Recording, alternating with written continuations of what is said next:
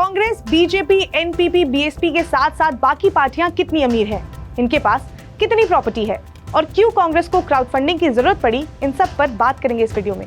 नमस्कार, मैं हूं स्वर्णा और आप देख रहे हैं अनकट। कांग्रेस पार्टी ने डोनेट फॉर देश के नाम से क्राउड फंडिंग स्टार्ट की, जिसमें कोई भी 138, 1380, 13,800 रुपए डोनेट कर सकता है।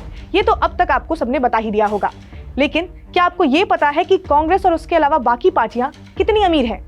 तो अगर हम 8 parties BJP, Congress, NCP, BSP, भारतीय कम्युनिस्ट पार्टी, मार्क्सवादी कम्युनिस्ट पार्टी, तृणमूल कांग्रेस और नेशनल पीपल्स पार्टी की बात करें तो 2021 और 2022 में इन 8 पार्टियों की प्रॉपर्टी बढ़कर 8,829 करोड़ रुपए हो गई थी। फाइनेंशियल ईयर 2020-2021 में बीजेपी ने 4,990 करोड़ की प्रॉपर्टी डिक्लेयर की थी, जो 2022 में बढ़कर 6,046 हो गई थी। वहीं अगर कांग्रेस की बात करें तो 2020-2021 में कांग्रेस के पास 691 करोड़ की प्रॉपर्टी थी, जो 2021-2022 में बढ़कर 805 करोड़ हो गई थी। एडीआर यानी कि एसोसिएशन फॉर डेमोक्रेटिक रिफॉर्म की रिपोर्ट की माने तो बहुजन समाज पार्टी इकलौती ऐसी पार्टी थी जिसकी प्रॉपर्टी में कमी आई थी। 2020-2021 में बसपा की प्रॉपर्टी जो 732 करोड़ थी, वो कम होकर 690 करोड़ हो गई थी। अब थोड़ा ये भी जान लेते हैं कि किस पार्टी की कितनी लायबिलिटी है। तो 2021 में लायबिलिटी में भी कांग्रेस टॉप पर रही। कांग्रेस के ऊपर 71 करोड़ की लायबिलिटी थी और कम्युनिस्ट पार्टी के पास 16 करोड़ की। 2022 में कांग्रेस की लायबिलिटी कम होकर 42 करोड़ पहुंच गई। इन सालों में 5 ऐसी पार्टियां रही जिनकी लायबिलिटी कम हुई, जिसमें कांग्रेस, बीजेपी, मकपा, टीएमसी और एनसीपी का नाम शामिल था। उसी रिपोर्ट में ये भी बताया गया कि बीजेपी के पास सबसे ज्यादा प्रॉपर्टी है। तो बात करते हैं कि कांग्रेस को क्राउड फंडिंग की जरूरत क्यों आन पड़ी।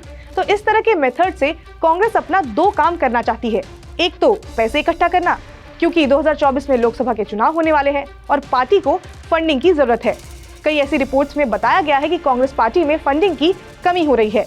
और वहीं दूसरा ये कि लोगों से कनेक्ट करना, इसी बहाने पार्टी लोगों से कनेक्ट कर पाएगी। हालांकि कांग्रेस ने पिछले लोकसभा चुनाव से पहले 2 अक्टूबर 2018 को आउटरीच कम क्राउड फंडिंग अभियान शुरू किया था।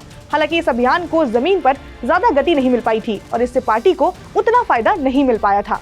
अब थोड़ा ये क्राउड फंडिंग होता क्या है ये भी समझ लेते हैं। तो जब किसी स्पेसिफिक प्रोजेक्ट, बिजनेस वेंचर या सोशल वर्क के लिए आम जनता से पैसे मांगे जाते हैं तो उसे क्राउड फंडिंग कहा जाता है। इसमें जो फंड इकट्ठा कर रहे हैं वो इस फंड को इकट्ठा करने का मोटिव बताते हैं। जैसे कांग्रेस पार्टी ने बताया है, इसे उन्होंने देश के कल्याण कार्य में पैसा लगाने की बात कही है। तो 2024 में लोकसभा के चुनाव होने वाले हैं और कांग्रेस पार्टी जनता से कनेक्ट करने का कोई भी मौका नहीं छोड़ना चाहती है और ये कदम भी ऐसा ही है।